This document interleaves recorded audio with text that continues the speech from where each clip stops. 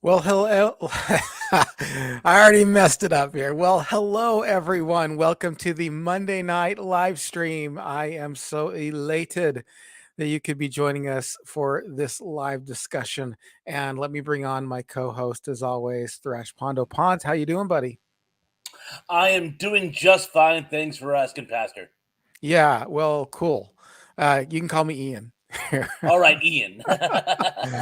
Yes. Say, well, you know what? I wanted to start out by saying today we don't have a specific topic. A specific, is that the right word? Not Pacific, but specific.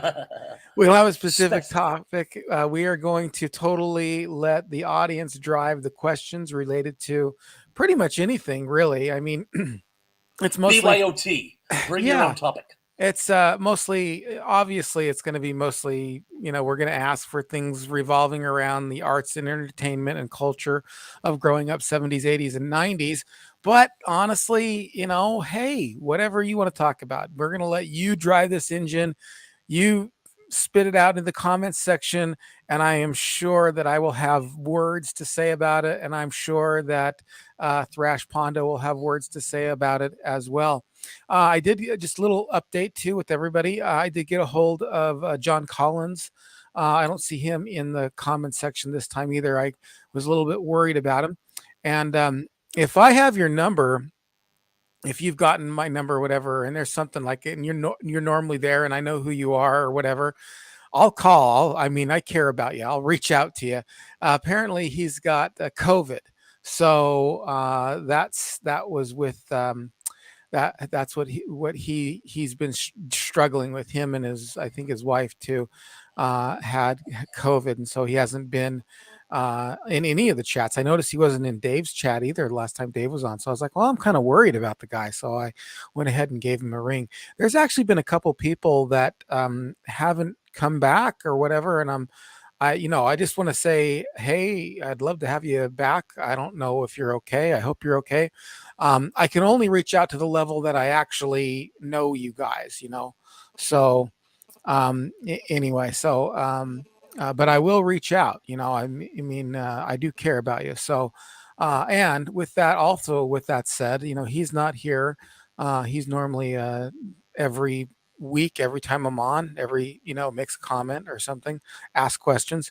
The other thing is that was a lot of fun last week with Samurai, wasn't It was so much fun.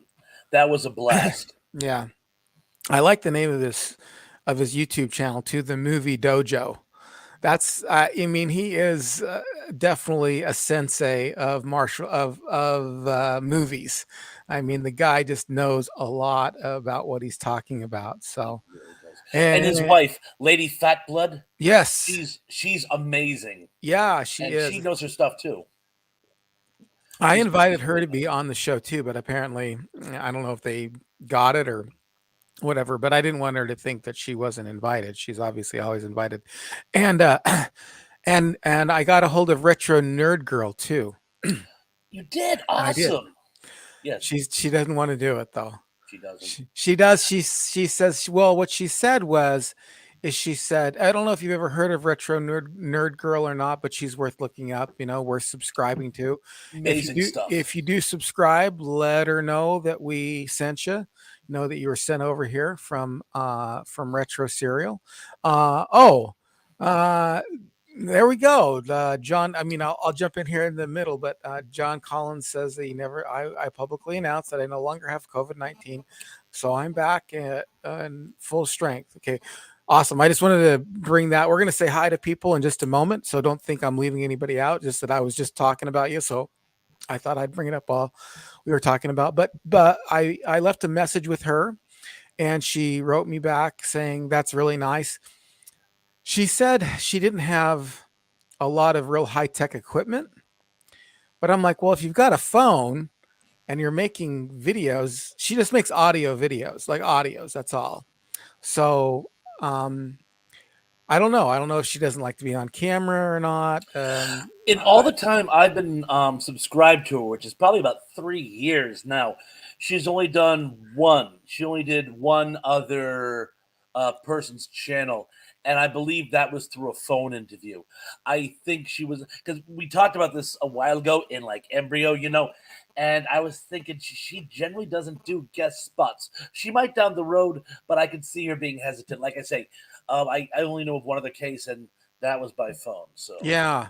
but again, shout out to Red Nerd Girl. If you haven't already gotten subscribed to her, do. She gives some of the best on YouTube Really good retrospective reviews. reviews out there. Yeah, really good reviews. All right, I'm going to turn it over to you, Thrash Pondo. Why don't you go through the channel and let's say hi to people who are here? Let's. Daryl Johnson said, I could be a little early. Daryl, it's never too early for you. Join us Yes. whenever you want to. Thank you, Uh, Daryl, for joining us. and we Lance Chafin's in the house. Hiya, Ian and Lance, Thrash. right on. Good to Uh, see you. Good to have you here. we have Ken Wilkinson's in the house. Says, good evening, Lance, but good evening to you too, Ken. Great to Good see evening, you. Ken. Good to see you. Uh, Superplex in the house says, I wonder if T-Pons is still suffering from his allergy. The last live chat I did, the pollen count on Cape Cod has been redonkadonk and no rain. We're having some thunder showers here right now. So if I blink out, apologies in advance, but we had no rain in over a week. And my sinuses and my ears were blocked. I was having this whole pollen thing. I'm a little better now, thank you. I can actually hear out of this ear. Oh, good. It's a gift from God. My wife's feeling under the weather now. She thinks she may have gotten an ear infection, but we'll have to keep an Mhm. eye on that. But thank you very much for asking. Superplex is always so considerate. Tracy Ross Myers in the house. Hi, everyone. Tracy, I just wanted to let you know that I got your card and I really appreciate it. Thank you very much. It really meant a lot to me. Terrell Eugene Bellinger in the house. Hello, Terrell, everyone. Happy Monday. happy Monday, Terrell. And Terrell, my next video is going to be off of one of your suggestions. I'm going to be doing 5 things you didn't know about Cheers. I was gonna try to record it today, but I wasn't able to get it today. So, but that's my next, YouTube 5 things you didn't know video is going to be on Cheers, a classic. I think it's coming up for its 40th anniversary or something like that. He mentioned. Just about. Just about. Yeah, 82, 83. So, yeah, Yeah. just about. Danny State in the house says, greetings from South Carolina. Greetings, Danny. Stay safe out there hunting the Bigfoot. Make sure you're well armed and you don't get surprise attacked. Hungry Tom, the Jerk. hungry jerk, is in the house. Says, hi, guys. Hey, Hungry Jerk. Glad you could be with us. And, you already got John Collins. I was going to text you later, John, to make sure you're doing okay. I'll probably give you the text later on just we haven't texted in forever, so. And let's Right. see. Look who's here. I just lost her. Look who is. There we go. Cindy D. She says, hello, Hey. Superplex, Lance Chafin, Tracy Ross Myers, Ken Wilkinson, Daryl Johnson, and the Hungry Jerk. All right, Cindy saying hi to everyone. How are you doing, Cindy? I'm glad you could be joining us today. Great to see you, Cindy. Nice to have you back. Great to see you. And I believe at present we are now caught up. We do Okay, have our first question go ahead. Let's um, let's bring it on. Oh, I think we from had a question Terrell. before that. Oh, there was a question before that? Oh, I'm sorry. Yeah, All right, two up, Terrell, hold that thought. two up. How can we not go with John Collins first? Okay. John Collins says, hey, Ian, could you please do a live stream which is based on faith-based questions if other people would be interested in that as well? I might do that over on the other channel. I probably won't do it here.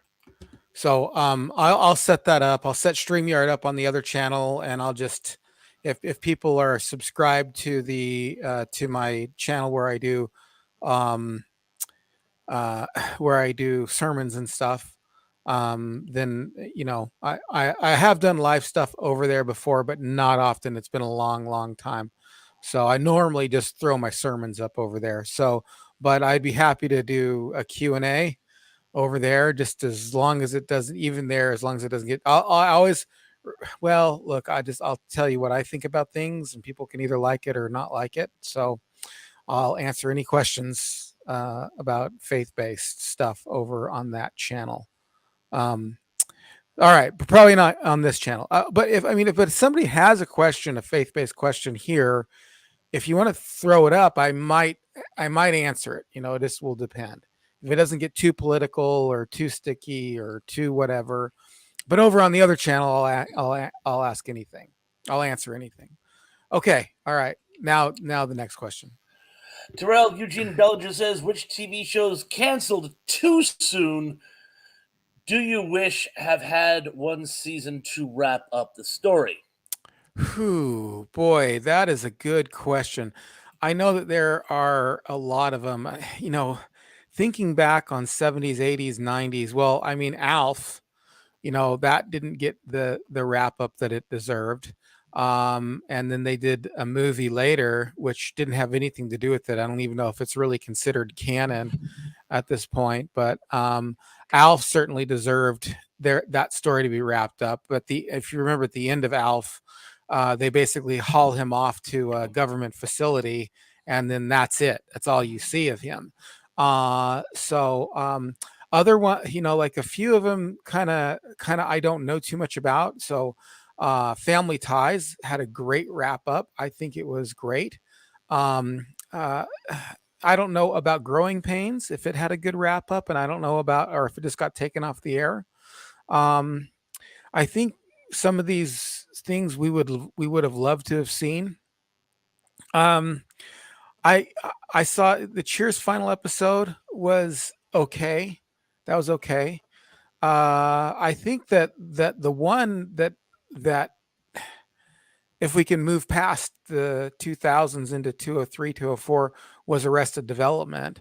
And they did wrap it up real well, but it was just, not enough for us fans. And then when they brought it back, they did a disaster. But they wrapped it up. They did wrap it up, but we just wanted more. We wanted more, and the more they gave us was honestly crap. Didn't enjoy it at all. There were a lot of shows though that ended too soon. That just ended too soon. That didn't get their fair shake. But what do you think, Thrash Pondo? Any ones Well, that you can think I of? remember when I was like 12 or 13, there was this thing the studios used to do where in like July and August, when there was like no shows ready to go, they would take, because oftentimes they don't just make a pilot of a show, they'll make 3, 4, 5 episodes in case it is picked up. So they have something to air until they can get a full season together. And so what they were doing was they were taking these micro series and just airing them in July and August. And I thought most of them were more entertaining with the stuff they decided to go with in September. But possibly the biggest example of that was, and I think I talked about it on a recent live stream, something called Fugitive of the Empire. Yes, yeah, you talked about that on the last live stream. Yes, I fell in love with this movie, and of course, the show was going to be the quest for the three main characters to go off and try to seek their fortune and Mm. wrap up and get what it is they're looking for, and it just ends with the pilot. So it's almost like that show was never even given a chance. So to this day, I will still say Fugitive of the Empire, and about a half a dozen other short-lived series that weren't picked up as well. Some of you aging sci-fi fans might remember the Sci-Fi Channel. What was it called? Micro Series Theater or something like that. All these shows that were like canceled within one season, Mm. and they would just air them in like a binge watch. Oh yeah. They did that with one of my favorites, Otherworld, Neverworld. I don't know. It's sort of like The Fugitive with a sci-fi twist. This family's vacationing in Egypt, and the Okay. shyster tries to extort money out of them. So he brings them into a temple and then says, "If you want to find your way out, give me some money." And they won't pay him. They try to find their way out, and they get into an alternate universe, which is basically a futuristic police state, and run afoul of all people. Jonathan Banks Mm. plays the secret police agent who's like the Inspector Javert, who chases them from episode to episode. And each episode they get to a different portion because it's a balkanized empire. And every week they went to a different sort of enclave in this empire. There's one that's ruled by women, one that's ruled by robots.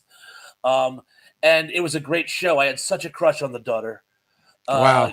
Young blonde named Jonah Lee, and it ran for one season, and then they canceled it, and I'm still waiting for them to bring it back. Well, I mean, I was more in touch the other way, quite honestly. I was more in touch with shows that needed to be canceled way sooner. I think I noticed that. I think that sticks in my head for some reason long, more than shows that should have gone on longer. I always think, "Oh, I should have gone on longer." But I'll get involved with shows and then they'll just go on and I'm like, "Man, this show should have been canceled last season."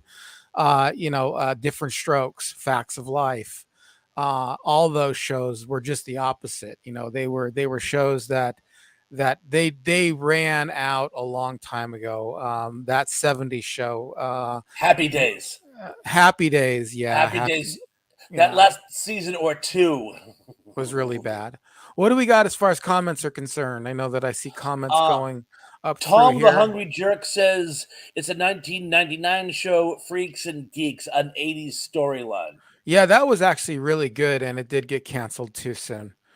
But it didn't leave us on any like cliffhangers or anything like that, which I mean, it's almost self-contained, but I loved it, and I do wish it would have lasted longer for sure. What else? What else we got? Oh, look Oh, who's BK on the here. air. Says Yes. hello, folks. Hello to you, BK. Great to have you as always, man. I If you was just haven't gone, listening to yeah, if you haven't listened to him, go and subscribe to his channel. He does really good retro stuff.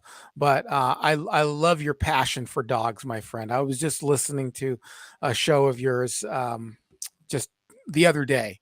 And your guys, as you and your co-host passion for animals is the same kind of passion I have for my dog. So thank you very much. Anyway. Danny Staten says, I thought Alf ended with him getting dissected. Probably. No, it ended with a movie with nobody coming back for it. Let's see. Zuplik says, I think Flipper was canceled too soon. And the man from Uncle, Star Trek, Laredo, Police Squad, The Cat, and Twin Peaks. Those are a lot of shows that I have not really we got to keep that up there. I'm so sorry. No, it's all right. Well, let me remember the man from Uncle. I saw the movie.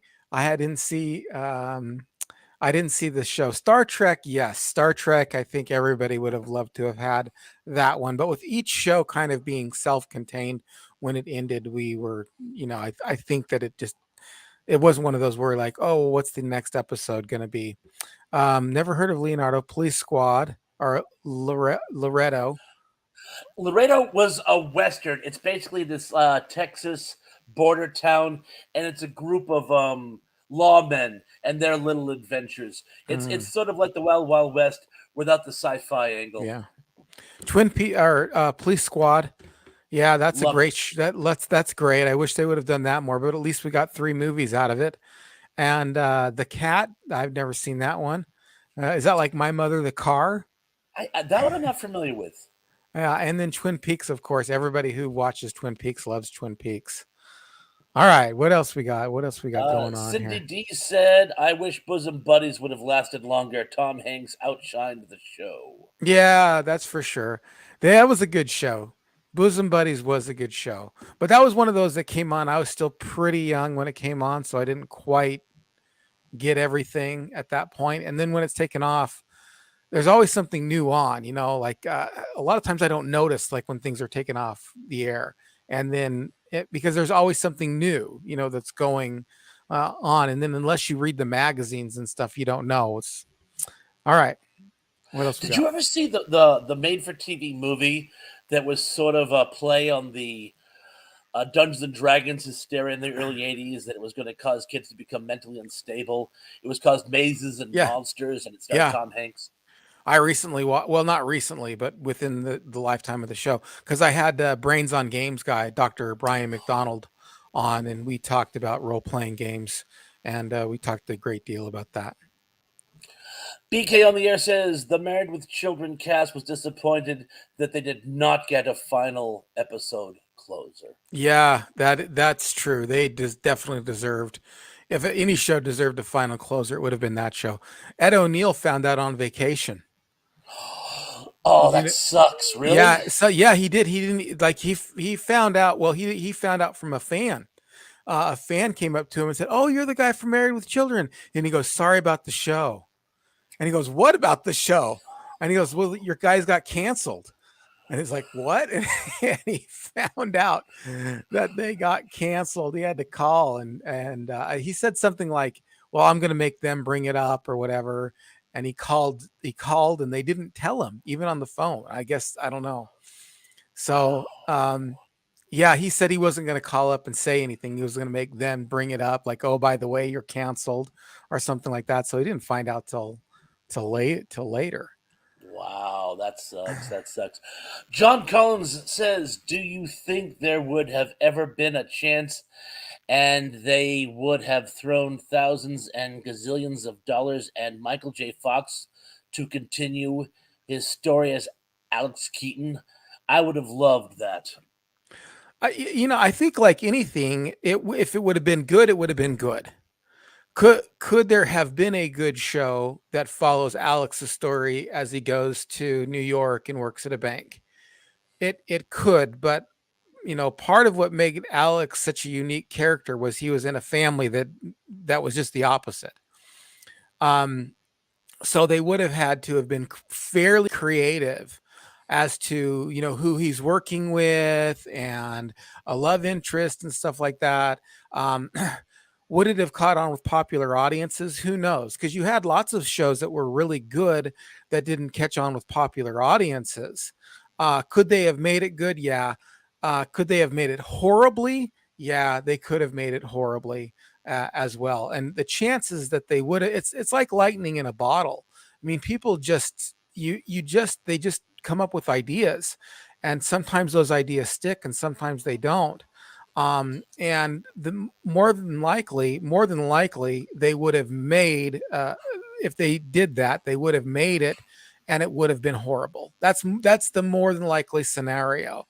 Now, again, could they have made it and had it been really good? I think they could have. I think they really could have. But they would have had to been very cautious and very creative. Because yes, Alex P. Keaton was the star of that show. He was the breakout star. People didn't know that that was going to be the case. They thought the parents were going to be, but he got so many. What happened was he got so many of the laughs that they started writing for him, because he just got so many of the laughs and so many of the things, and people, but still, he is who he is as a character inside that family. And they would have had to have created something similar, but not so similar that you're thinking it's a ripoff. See, it's such a fine line. It's such a fine line when you have a character like that. I'm actually wondering if maybe they shouldn't have gone in a totally different direction altogether. See under Trapper John. A lot of people forget Trapper John MD is technically Yeah, a follow-up series to MASH. to mash. Yeah, It's Trapper John as a middle-aged divorcee. You could actually do that with Alex Keaton and just have it be. You'd almost have to do like a completely different style of show. The problem is, would that work? Probably not, but it yeah. almost would have worked better. The I'm chances so that Oh, go ahead. Go I was ahead. just going to say, Yeah. BK only asked something which I was actually thinking was in the back of my mind. I also wish Space 1999 had lasted longer. I know a lot of people feel that way. I have to be honest, I've not seen that show, so I don't know. But what I hear from people is that exact sentiment, that it should have lasted longer. Till they I get don't know back to if, Earth, at least. yeah. Well, I guess it's my understanding, if I remember the story correctly, the person who took over the BBC despised science fiction and just canceled everything that was on how sci-fi could you lines. be part of the BBC and despise science fiction? That is utterly ridiculous. But yeah, Yeah. he canceled Doctor Who. They canceled Tripods, and of course, as we were Red discussing, Dwarf. 1999. Red Dwarf was part of the second wave, the Oh, okay. Renaissance that happened later after they got rid of this clown who didn't like Good. sci-fi. Danny Staten says, "Yeah, I watched the TV show Cliffhangers. So when it ended, you were left with three unfinished stories." Wow, I never thought of that. Oh, wow. That would have been bad. TV show cliffhangers, yes. I don't recall quick Cliffhangers. Hmm.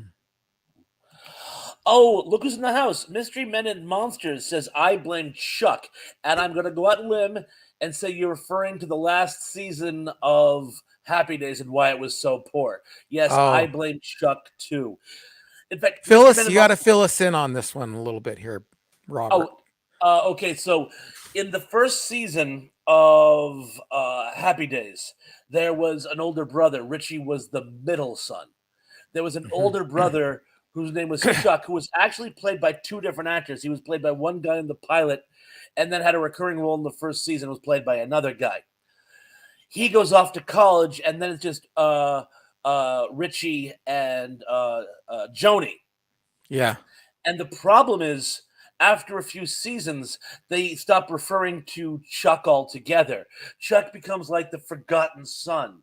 In Hmm. fact, if you the Crazy Hank, if you watch Crazy Hank TV at all, this is great stuff as well. He actually talks about the possible fate of Chuck Cunningham and what happened to him. But you're right. Possibly Happy Days could have been saved if the older brother, Chuck Cunningham, like Racer X, had come to save the day. Sadly, he did not. So yes, let's blame Well, the fall of. they had a Uh, couple of things like that with the Cosby Show. The oldest daughter, who was off to college, it was just the opposite. They didn't refer to her at all. And then she comes back in the second season. And so now they've got 5 kids instead of 4. That first season of the Cosby Show, you don't even know they have an no. older daughter who's away at college. And I then believe they do mention her once or twice. They mentioned they have 5 children, if I well, remember correctly. he had 5 children, and it was supposed to be a reflection of his life, Uh-huh. basically, kind of, like that's how he got the show. But I don't remember in the first season if they mentioned that older daughter being away. She just shows up in I'd season almost be 2, and willing to they're place a wager on it. I'm not 100%, but I'd be almost willing to I'm bet not $1. 100% either, but I would take you up on that wager because I remember them not doing it. But we'll have to look that up. But then the other thing too was in that '70s show, Donna had a younger sister, and I don't know if you're that '70s show fan. In the I watch it first from time to time. It's a pretty good show. in the first season, she had a younger sister who just disappeared. Like she just disappeared. I think within the first season, they totally disappeared. And then That's also pretty another crazy. thing we were talking about in that '70s show, even though it was really about Eric and Donna, Kelso was getting so much attention off stage that they started writing more episodes toward him before he left, because he's just a breakout star. He's getting movie roles and stuff like that, still coming back on that '70s show. Of course, you got to write for him. All right. What else we Oh, got? Nice while to I be there, have Mystery Men and Mystery Man. Thank you for joining us, Mystery Man and Monsters. Monsters, while we have Mystery Men and Monsters being spotlit, I gotta say, you missed my last live chat, but watch it in rerun if you can, because I gotta tell you something. We discussed Robot Monster yet again, and Oh, cool. I have conceded the point that Robot Monster is in fact a classic. So I doff my hat to you. It is, Oh. in fact, a classic. We had a bit of a debate on another show on whether or not it's a classic, and I've conceded that it is. Mm. And let's see. Oh, here's something else we got going on here. Cindy D says, "I agree, Ian C. Some of those shows I watched stopped before they went off the air. Storylines get tired." Yeah, they start doing the cousin Oliver thing. That's a definite giveaway. Yeah, inventing characters. In fact, Dave was just talking about they brought in when Joni left Happy Days. They brought in. I was just watching a show on his post on her, but yeah, they Oh, brought in a cousin, and it just did not work. yeah, Oh, yeah. Those things hardly ever work. Ken Wilkinson says they should do a reboot of Gunsmoke. I could get on board with the reboot of Gunsmoke. I could totally get on board with the I think. I mean, I think that there's been enough. If the story's good, if the story's good, and then now we've got a little bit better technology, as long as it doesn't get too technologically advanced or whatever. So I could get on board with the reboot of Gunsmoke. I know probably people out there are going to disagree with me, but I don't. It's okay. Gunsmoke was one of the only westerns that I really watched and enjoyed. I love the Big Valley myself. Hey, Steve. Nice The to Life see and you. Setting says, "You youngsters with your '80s TV shows, kids." Yeah, us kids, us youngsters. Right on. Glad you could be Oh, joining us, Steve. Superplex has an interesting point. Laredo was Butch Cassidy and the Sundance Kid before the movie. Yeah, it was basically the two principal lawmen. And correct me if I'm wrong. Guy from he was in everything. He was in a bunch of those old war movies. Bran. Um, Russ, not Neville Bran. I don't know. Something Brand. He was in Stalag 17 and Toya, and a few of those. He plays like an aging alcoholic, which is basically what he was. Hmm. And let's see what. Oh, here's a goodie. Oh, hey, Michael Scott in the house. Hey, Michael Michael Scott. Scott. Michael Scott in the house. Hello, Michael Scott. Welcome to the party. And he mentions Northern Exposure. Yeah. Yes.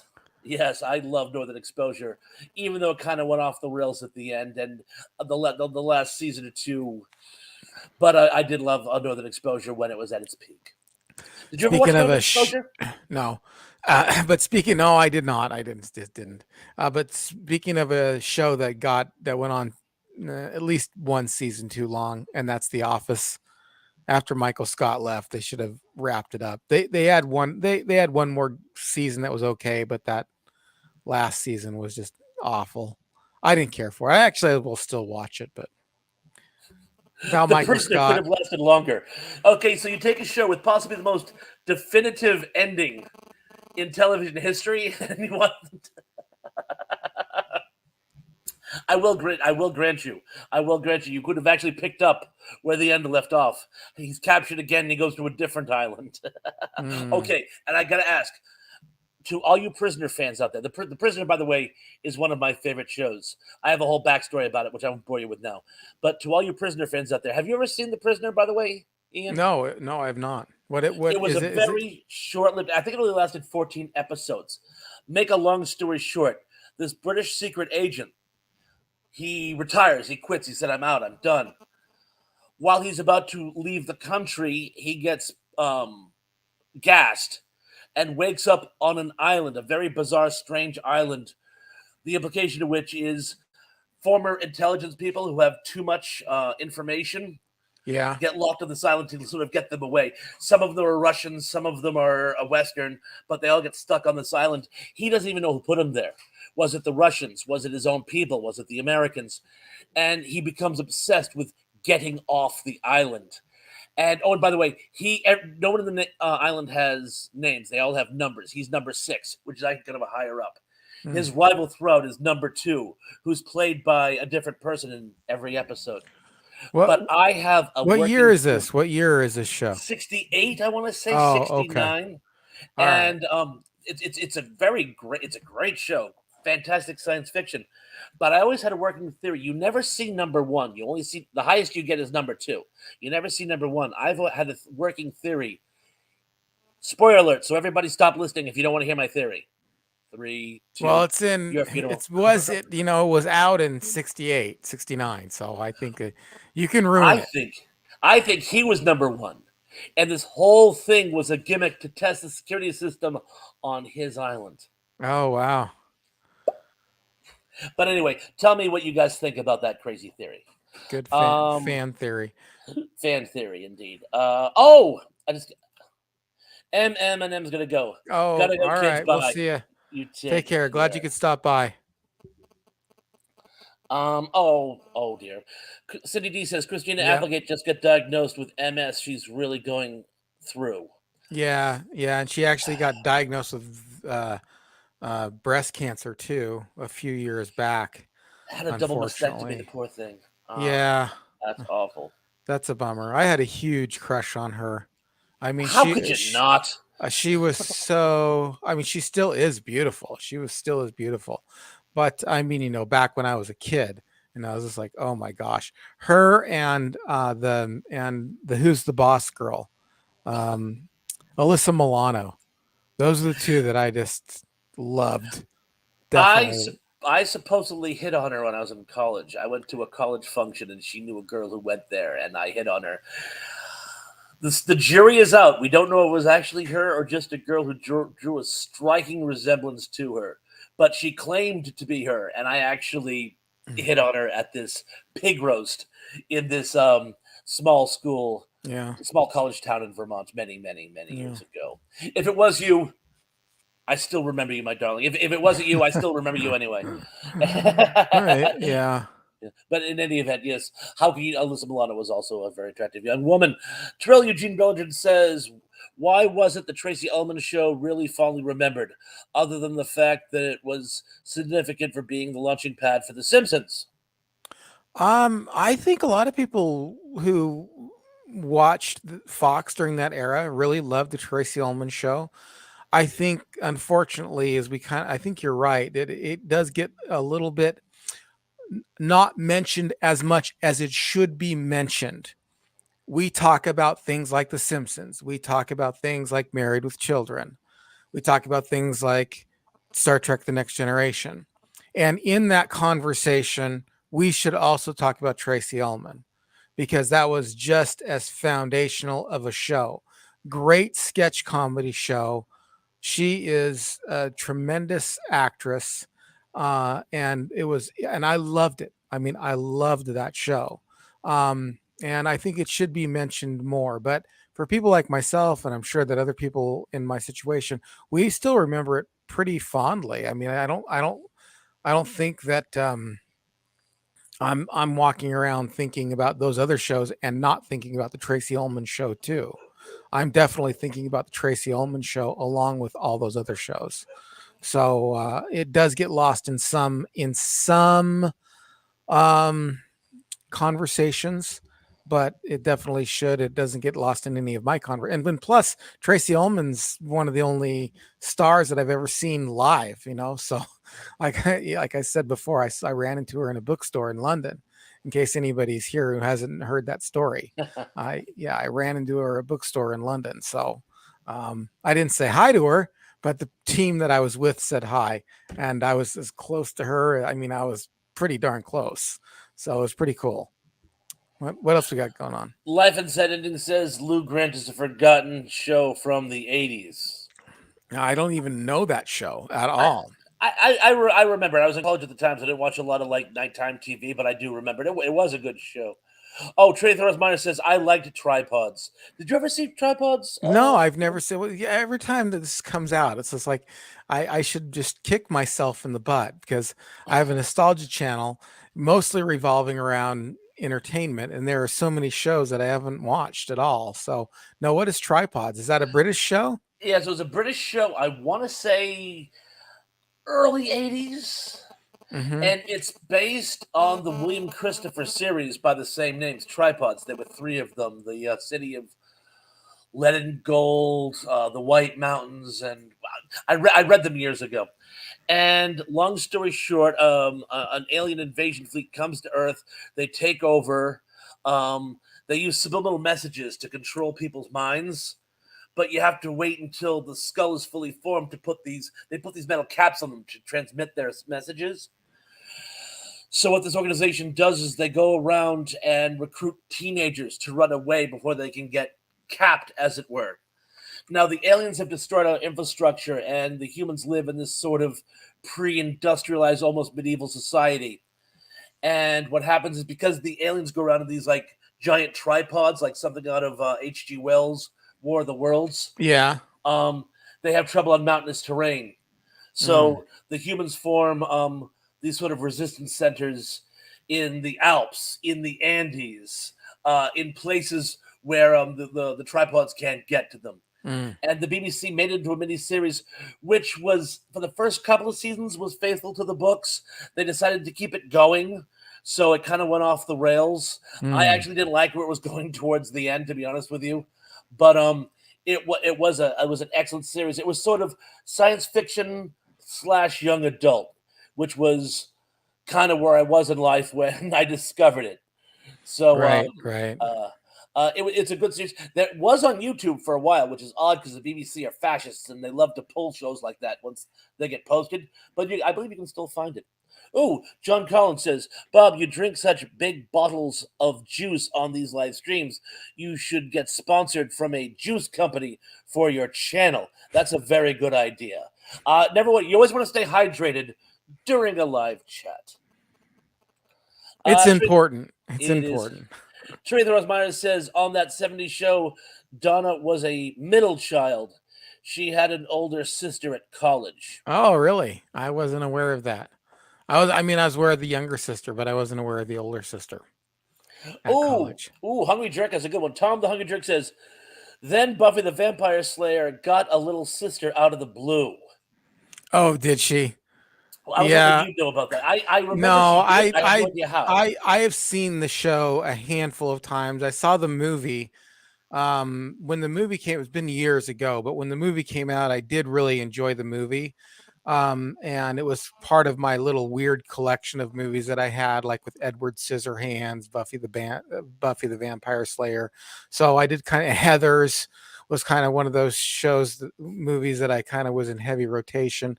But when the television show came out, I watched it a handful of times, and I didn't really wasn't really watching TV at the time. Check.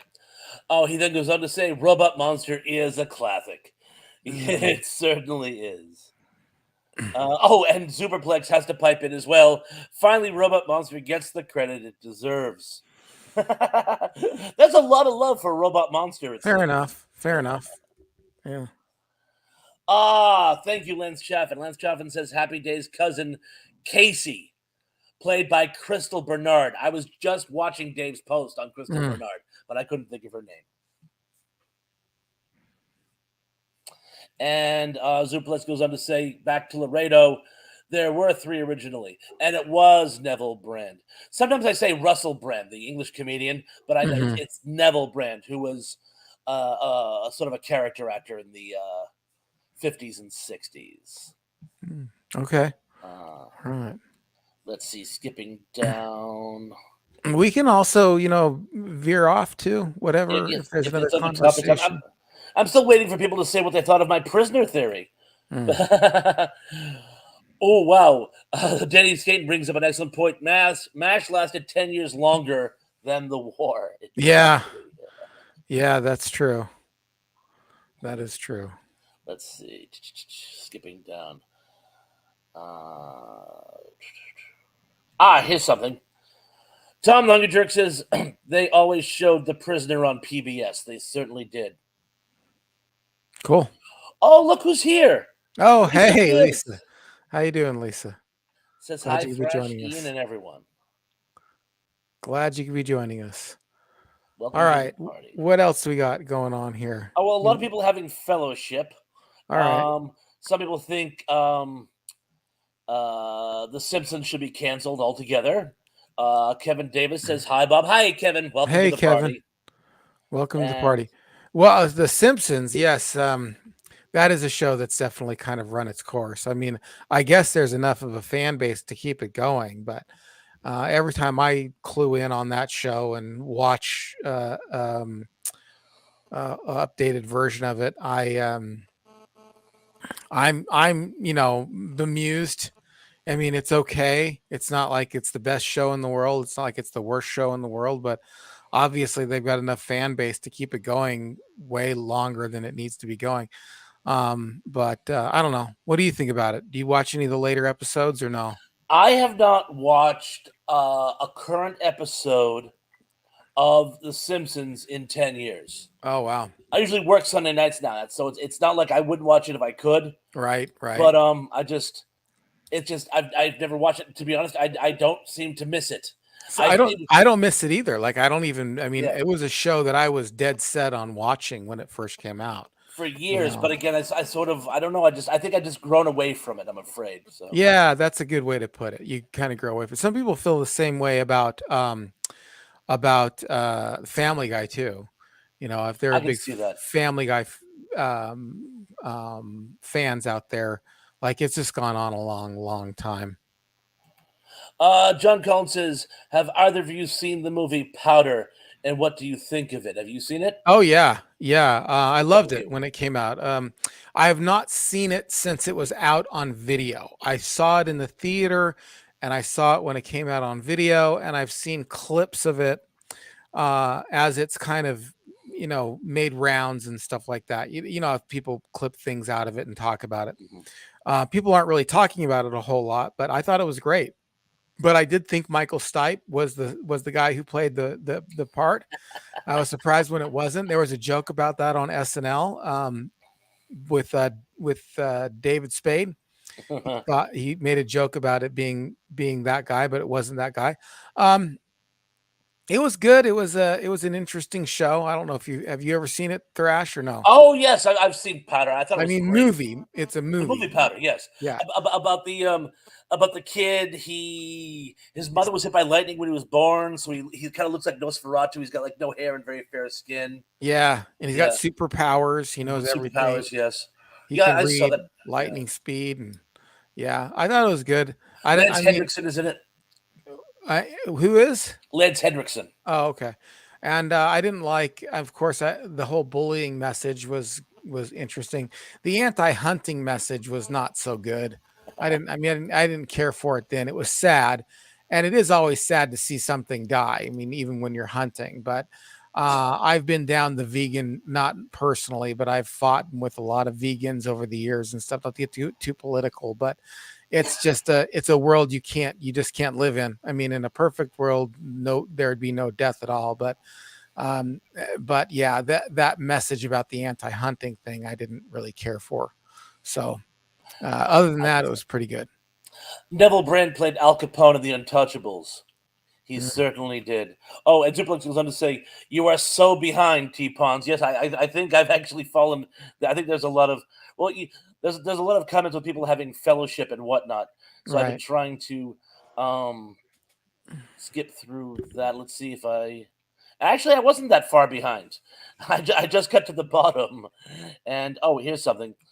Wasn't that about a man who was like Michael Jackson? No, it was not like a man who was like Michael Jackson, you wise guy. I don't think there's anything similar. To, Superplex is being silly. I don't think there's anything similar about Michael Jackson in the show, in the Well, movie. they both became very fair skinned, I think is what he's driving Oh, at. And Kevin Davis says, I have not seen Simpsons in 10 years like T Pawns. So, yeah, I think a lot of people have just you're kind of you're grown not away from it. missing. Listen, you're not missing anything. If you ever get a chance to tune in and watch it, it's still very it's not horrible. Like when you watch it, it's not like, oh, this is the worst thing in the world. How dare they? Like for example, Different Strokes was Mhm. like the last season of Different Strokes was absolutely horrible. I mean, it was just not funny, not the same show. It's almost the same show. I mean, you can really get sucked back into it, but it is like unnecessary. It is like going back to watch Sesame Street or something. It's just like it was really cool at the time and you're really happy. But if you watch Sesame Street now, it just doesn't have the same appeal to you as it did. It's not really like it's a bad show. It's you've just outgrown it. And I think the same thing happens with this. For me, the same thing happened with The Simpsons. I every once in a while I'll catch a show and it just doesn't carry with it the same appeal that it had. And it's me that's changed. It's me that's changed totally. I mean, but at the same time, when the culture changes enough, I mean, isn't it time to get that show off the air? Mm, So, yes. Yeah. I think, yes, it's just, oop. Sorry, I tried to catch somebody's comment here and I lost it. Oh, here it is. Superplex says, "What do you think about canceling Law and Order and Grey's Anatomy?" Law and Order, I don't know too much about. Grey's Anatomy could have got canceled. The I don't give a crap years ago because I did watch Grey's Anatomy when it first came out, and I was a fan of it for a while. But it got real for me. It got real old real quick, like real old real quick. Law and Order, I've caught in episodes here and there. I know that people have an appeal to it. I know people really like it. I just never could get a hold of it. It just never caught me. But I know people feel the same way about like The Office. Like I know people just don't like it. But I loved it. I loved The Office, but there were a lot of people who just it didn't catch for them. I feel the same way about Law and Order. A lot of people really like it, um, but I'm just not in. Just it just didn't catch me. So, and then Grey's Anatomy is one of those shows that I actually really liked the first few seasons, and somewhere along the way, it just lost me. I have no respect for Doctor Dreamy at all. I don't even know the guy's. I know that it's what's the I don't know the guy's real name, but I don't even know his character's name. He is such a. I just don't like lead men who are pushovers. I can't stand that. I just can't stand that when the lead man doesn't have a backbone, and it's a line between accommodating the woman and standing up for what you know is right and true, and what you believe in being your own person. And I know that there's a thin line there. There's got to be some give and take, obviously, but he was just he is such a spineless person as a human being that I just lost respect for him. I'm just like, oh gosh, give me a break, man. Gosh, if she said the sky was green, you'd say, "Yeah, sweetheart, the sky's green." He really bugged me there for a while. So anyway, Cindy D says Dixie Carter was terrible in the last season of Different Strokes. She went on yeah, to do great in Designing Women. yeah, she did. She did do good in designing women. Wasn't a huge fan of designing women because obviously it just didn't appeal to me as a guy. But I know that it was a good show in its own right. And I didn't like her, and I didn't like that the son either. I didn't like that redheaded son, the cousin Oliver guy there. So I get it. Oh, Ken Wilkinson says, I like the Halloween episodes of The Simpsons. Yes, the Treehouse of Terror episodes are probably the best of each season. yeah, they're Right. classics. They're classics. Everybody looks forward to those guys. Those ones. Yeah. Number one dude says, Retro Hey, Cereal, how you doing? Hey ANC, and Thrash, I'm late today. We'll forgive you. Yeah, I'm glad you showed up. Have us talk about something. Throw something in the comment. We don't just have to talk about shows that ended too soon or too late or whatever. Anything you want. We'll talk about music. We'll talk about movies. Anything you guys want to talk about, we can still keep talking about this if that's what you guys want to talk about. We are getting a lot of mileage out of it. Sure. Oh my god, I gotta start with this one. Charetha Ross Myers says Futurama deserved more episodes. I thought Futurama was great. I really did. Did I tell you about the fight I got into in a cocktail party with a representative from Fox? No. I gotta tell the story. And yes, folks, I know I'm frozen. It's so hot up here. My computer is freezing at the drop of a hat because it's so overheated. There's not much I can do about it. But anyway, so here's the story. I was working for Suncoast Video. It was sort of like, Sam Goody. We sold movies. In fact, that was our raison d'etre. Our catchphrase was Suncoast, we know movies. And people come in and buy movies just like they would music from a music store. And we used to have these national conventions, and Fox and Paramount and Columbia TriStar would send representatives to plug their product, and they would throw cocktail parties, and they would give us free stuff, and they would basically try to buy us off, and we would take it because we were like that and because we liked their stuff. Well, if you remember, this is probably 20 years ago now when Futurama was on. Football used to precede it on Sundays, and the Hmm. football game always would run late.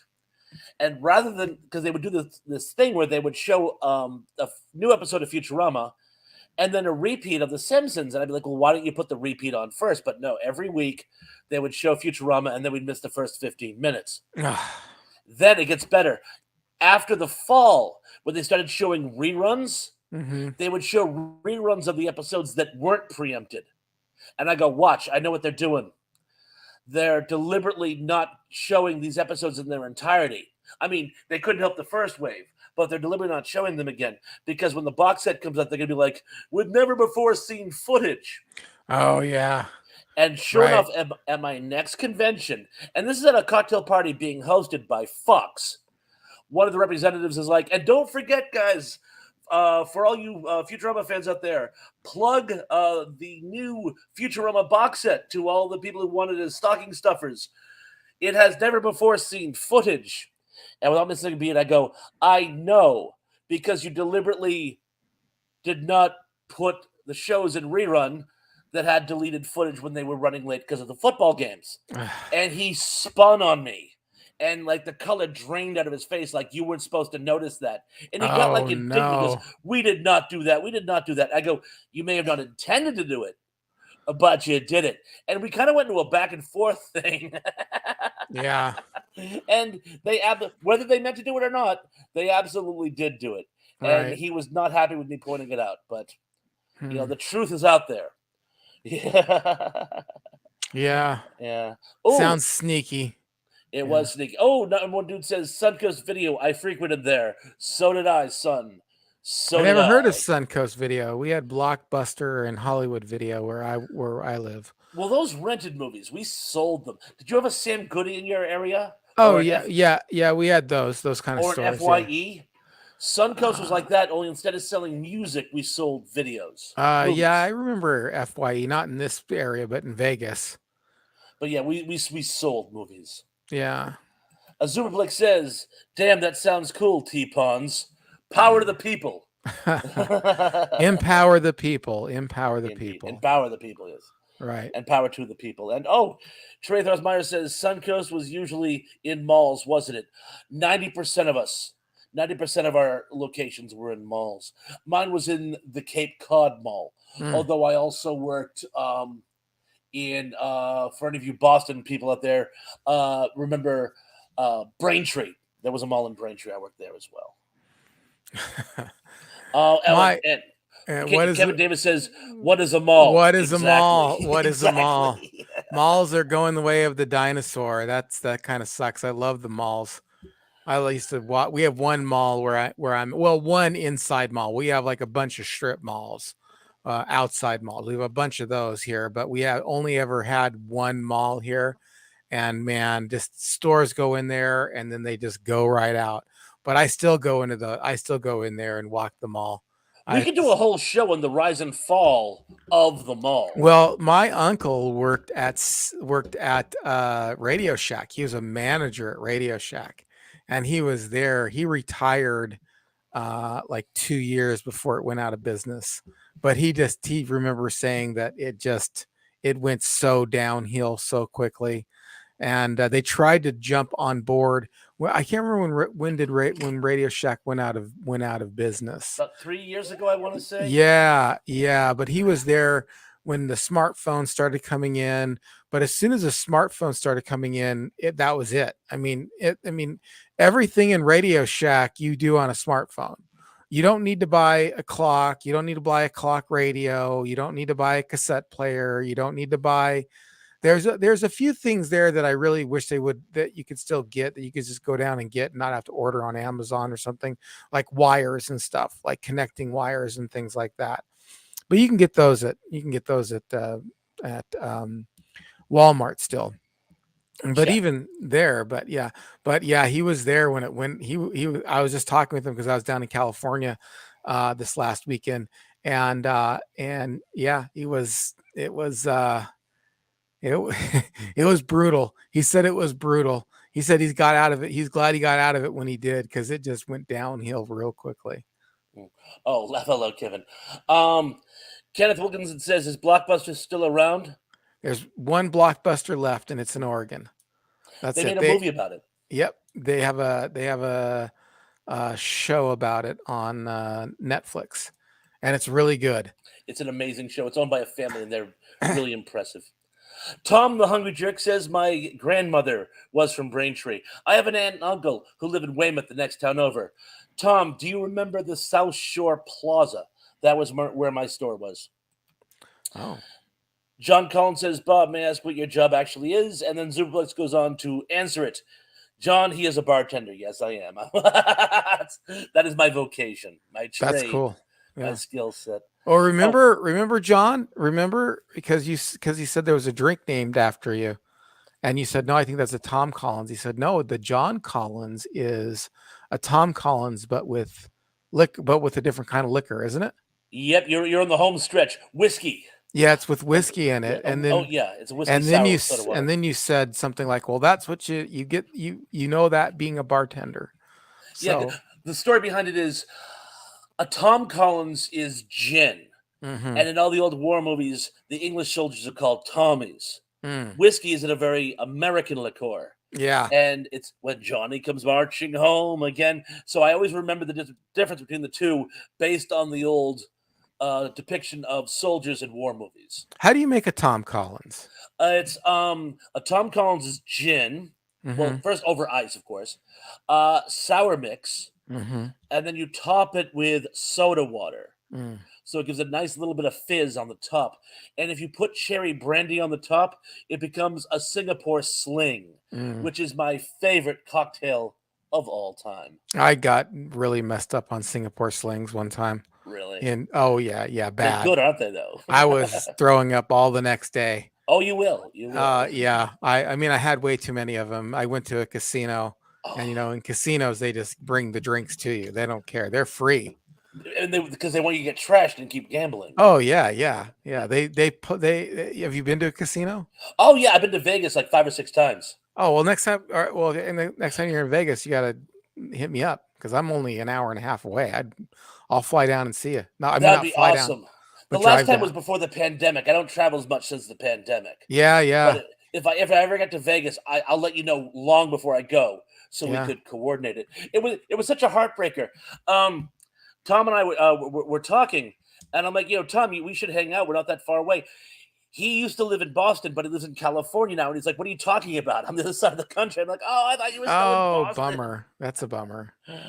Sorry to Uh, hear that. Sorry to hear well, that. If anybody's ever close or whatever, let me know. I mean, it's easy to get a hold of me. I mean, my email is connected to my site here. All you got to do is go on the contact or the info page and you can see my email. So I don't want to give it out here at this point, but I just if you're bold enough to track me down, or if you're close enough, I'd love to hang out with you. So Dave, we're gonna hear about this first before I even ask Dave. But I'm planning on hopefully next month going up and visiting Dave, and I'm gonna and maybe even do a live show together at his house. that'd be Hopefully, great. he doesn't even know about it. like I'm announcing it here, like it's gonna happen. Like he's gonna say no now. He's like, what? Dude? No. He can't Uh, say no now. We'll put him on the spot.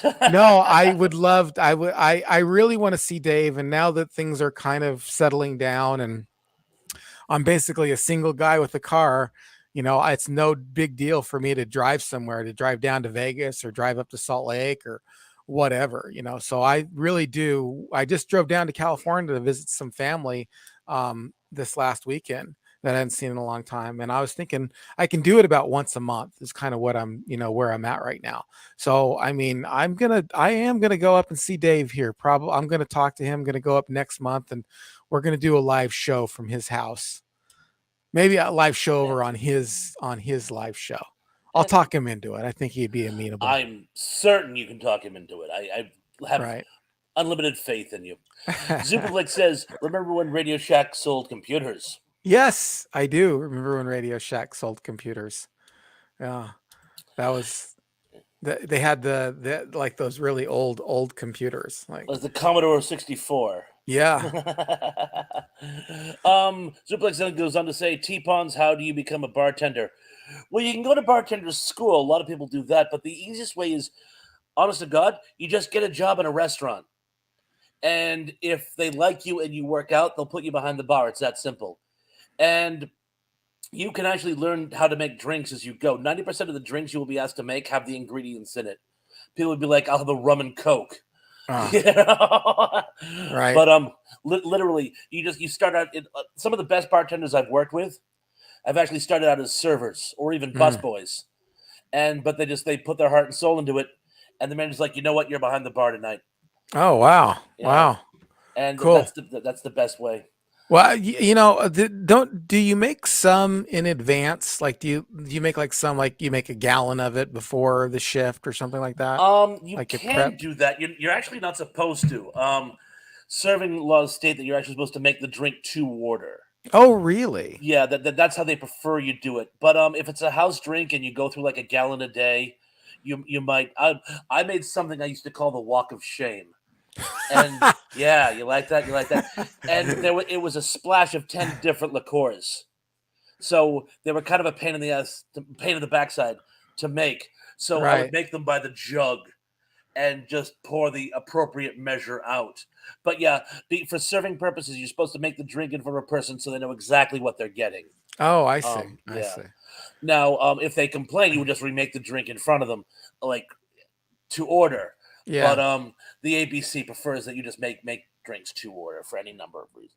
Mm, Let's mm. see what else we got here. Got any other questions or any other topics we want to talk about? Oh, Tom, the Hungry Jerk says, I just hung out with Pat McCormick yesterday. He's a real nice guy. He certainly is. Yeah, I would love to go hang out with him. I might have to make a weekend out of that one. That wouldn't be just a go up one day, come down the next day kind of a trip. So, but I would love to hang out with him too. We'll see. Excellent. Oh, and Kevin Davis says, I think Radio Shack had an Intellivision clone. I know exactly what you're talking about. The graphics were just like those old Intellivision game consoles, but it wasn't Intellivision. They had a different name, and I Oh, can't think of it to save my what life. is it? Is that a gaming console? Yeah, it's sort of like Atari Uh-huh. or ColecoVision. In television, though, they had for mid '80s, they had a much higher quality graphic. The games weren't as intense, but they had like really nice graphics on them. I And didn't ever hear of those ones. I heard of ColecoVision before for sure. yeah, in television, my cousins had one, and just like any other game system, there were knockoffs of it. And Mhm. Radio Shack did have a knockoff, but I can't remember the name of it. But yeah, it was an Intellivision clone. Look who showed up. Fat Look who is Samurai. here. That Fat Samurai guy. Subscribe to Retro Cereal and Thrash Pondo. Just saying Yes. hi. He came Thank by you. mine the other night too. It's always nice to see you. Yeah, thank you. Thank you, my friend. Can't wait till those verses start again. Those are going to Oh, be a lot of fun. oh, I can't wait for those. Yeah. I can't.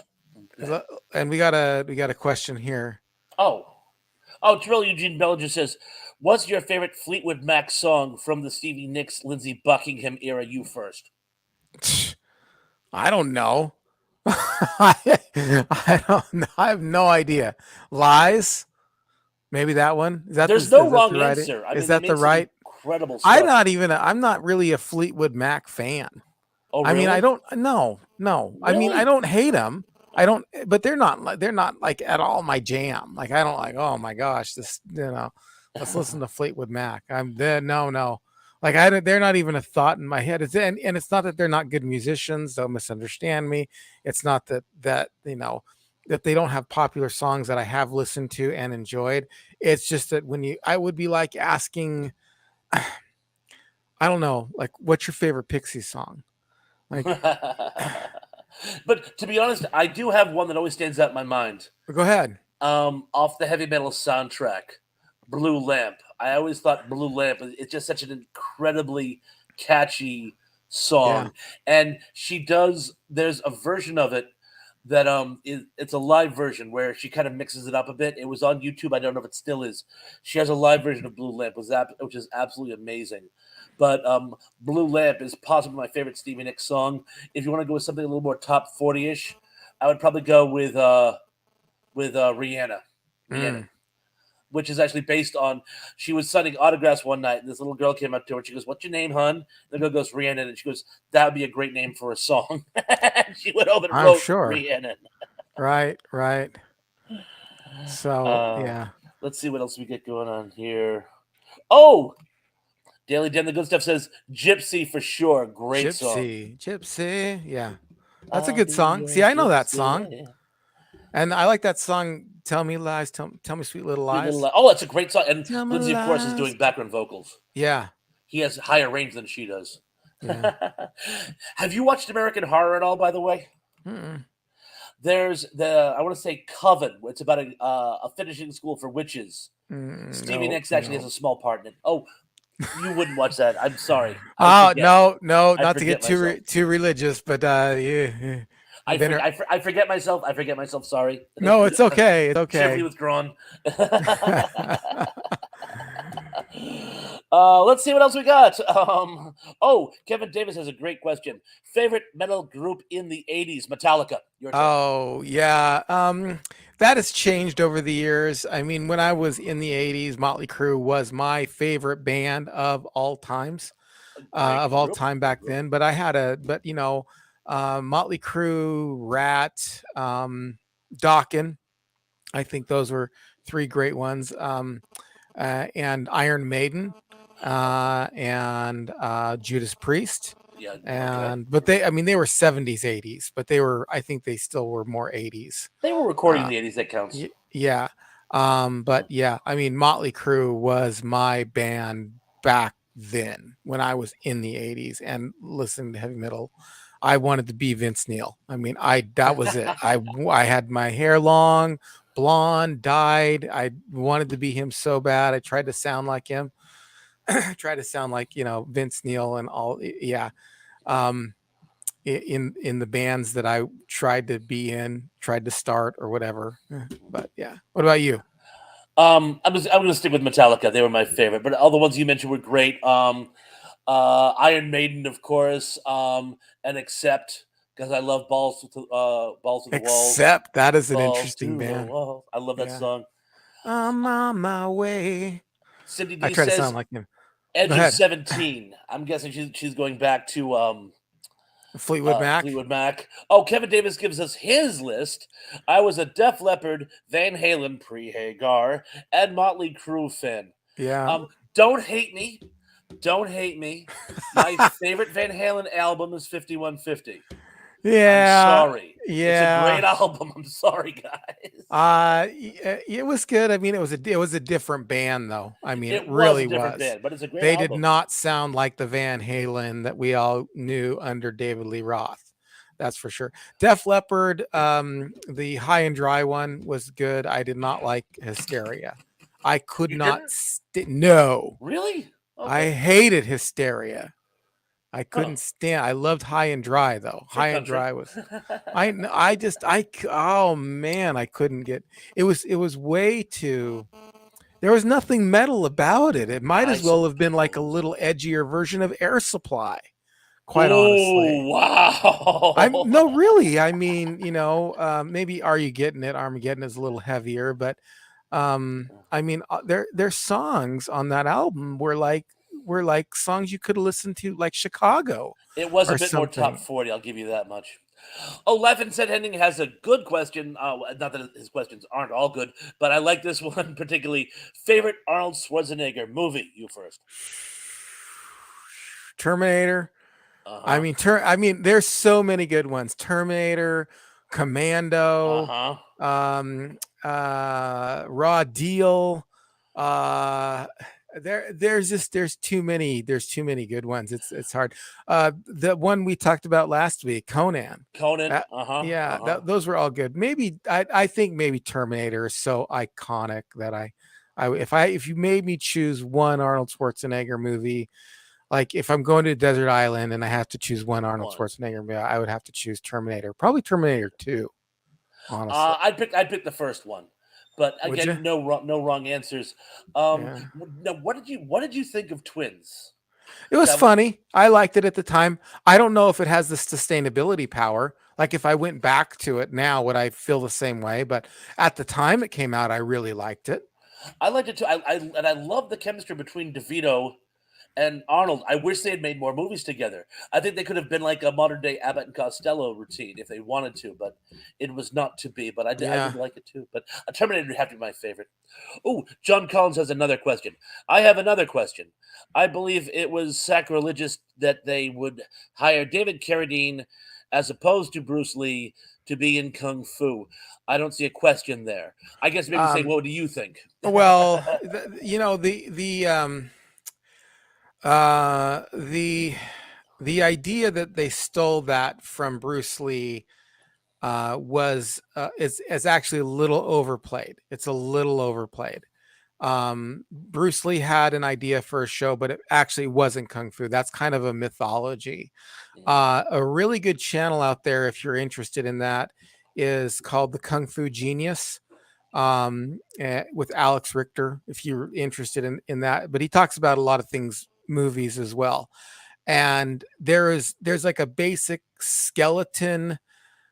He was like being considered for the part, but this idea that Bruce Lee, like this was his movie and his idea and Hollywood stole it from them, that's not true. That's an overplayed version of it. He had another show that he wanted to do, that's out now, I think on one of the channels, one of the streaming services. I forgot the name of the show. They actually finally made it though.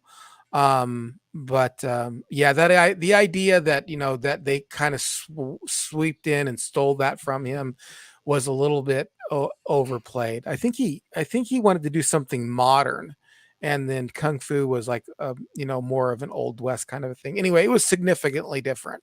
It was significantly different, and although they did talk about having Bruce Lee be in it, he really wasn't like their top consideration, and it wasn't because he was Asian. That's not true either. It was because they couldn't understand him. He still spoke with too much of an accent that they thought that if they did have him in there that people would not understand him. And that's ultimately what gave Carradine the role, was Bruce Lee's accent. Not didn't have anything to do with him being Asian. So those are all myths. Look over on the Kung Fu Genius. He's got a really good podcast, but it's mostly about martial arts. So Cindy D says, "LOL, ENC, air supply." That was very good, actually. That was hysterical. You mean hysteria? That was Hysteria, hysteria? yes. Hysteria was hysterical. There you go. Yes. Zublik says Hercules. I assume you mean Hercules in New York. You ever see Hercules in New York? No. It's Arnold's first. It was, Oh, apart from yes. Pumping Iron, it was his first Yes. American movie. Yes, Right, and right. it was Yes. I do. dreadful.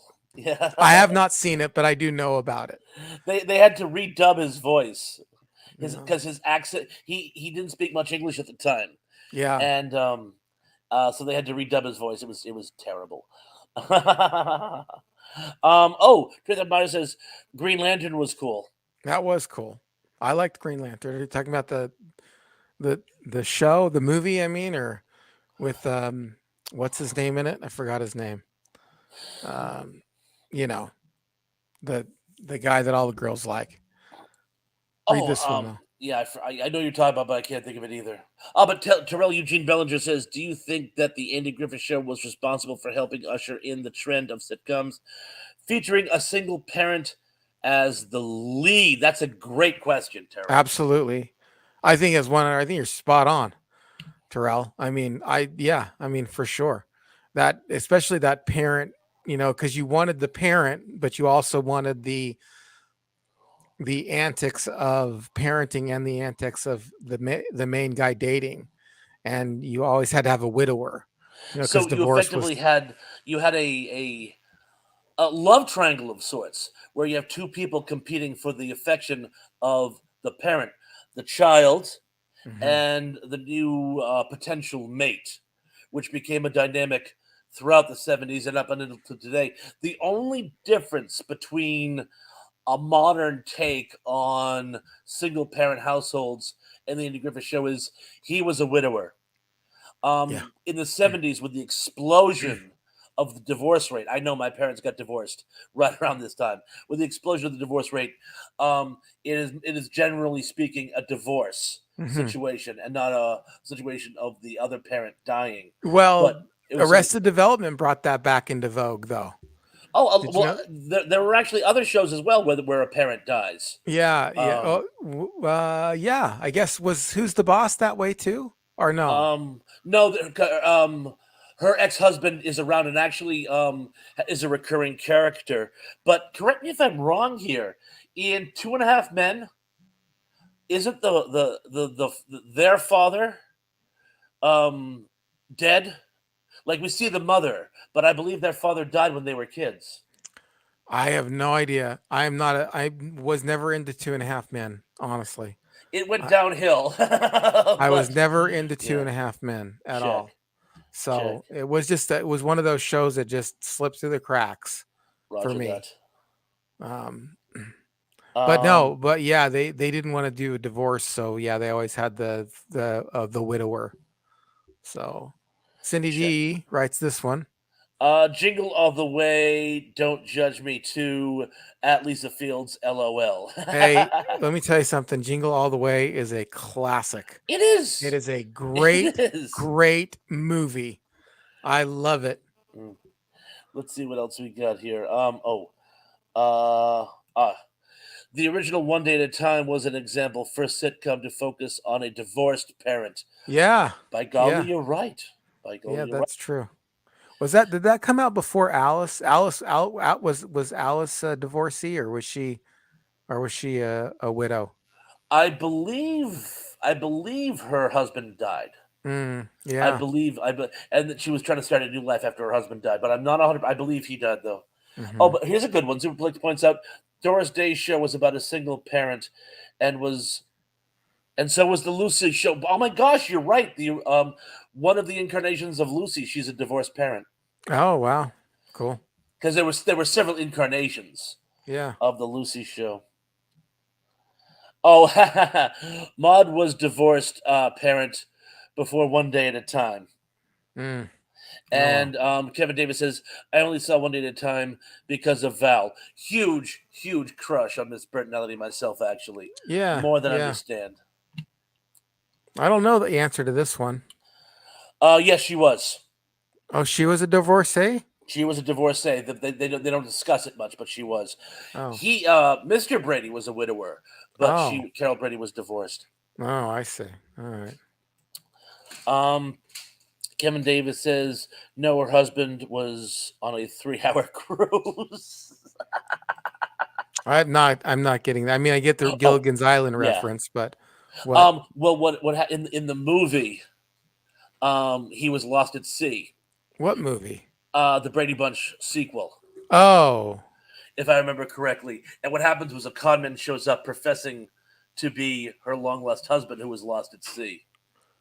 What? Um, What are you in talking about? You remember the Brady Bunch movie, right? Yes. There was a sequel to it called the Very Brady Sequel. The movie with not the original people in it. Yes, Okay, the one in the 90s. the one in the '90s. Yes. Okay. If I remember correctly, because we're going back 30 years now, but if I remember correctly, um, a man professing to be Mrs. Brady's long lost first husband shows up. Oh, wow.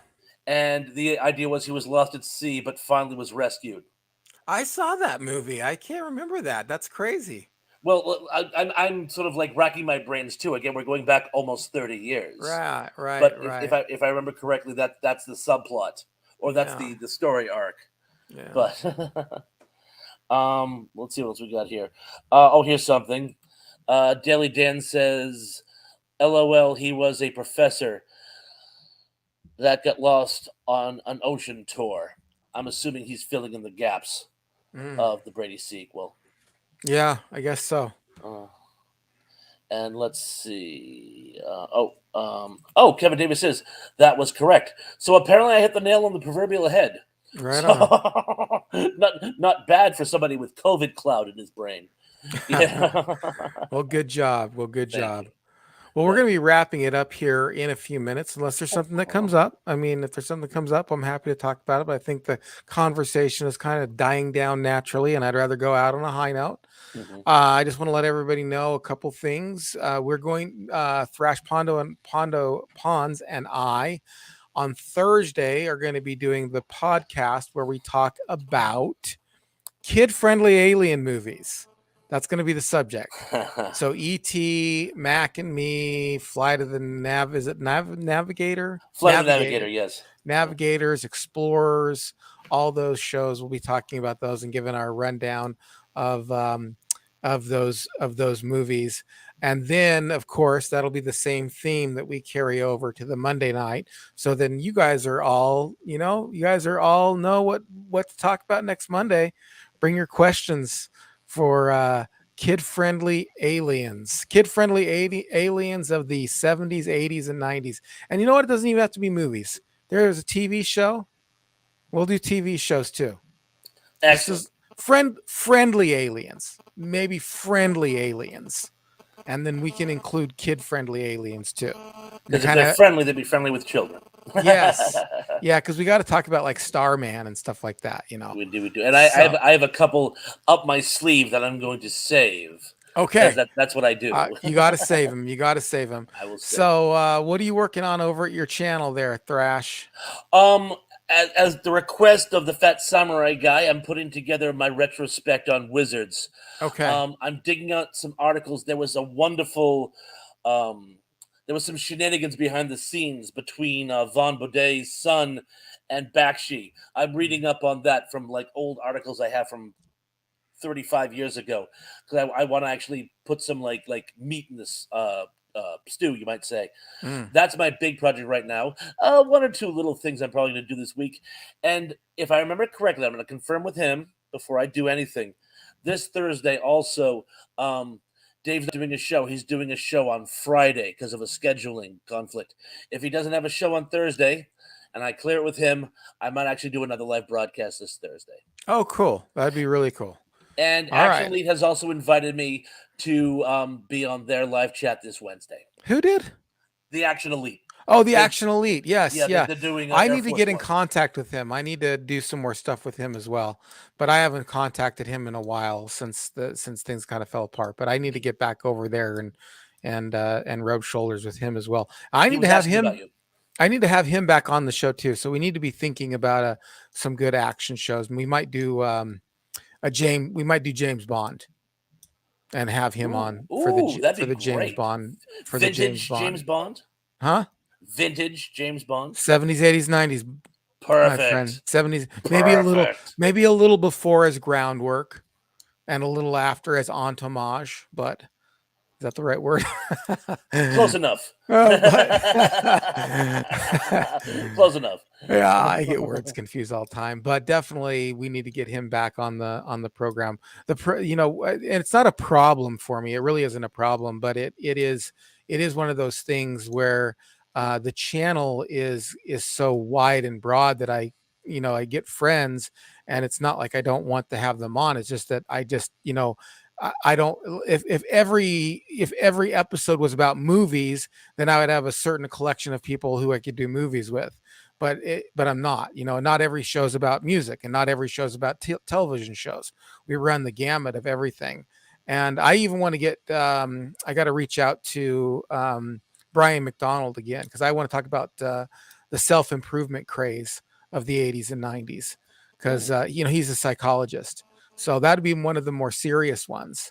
So anyway, I would want. I might reach out to him again and get him back on the program. I haven't talked to him in a long time, probably at least a good 6-7 months or so since the last time he was on. But he's a cool person, and we'll have to get him on the live stream as well. All right, man. Well, cool. I just want to thank everybody, and I want to tell everybody how much I really appreciate you. And I will see you again next week. All right. Take care, everyone. Be safe.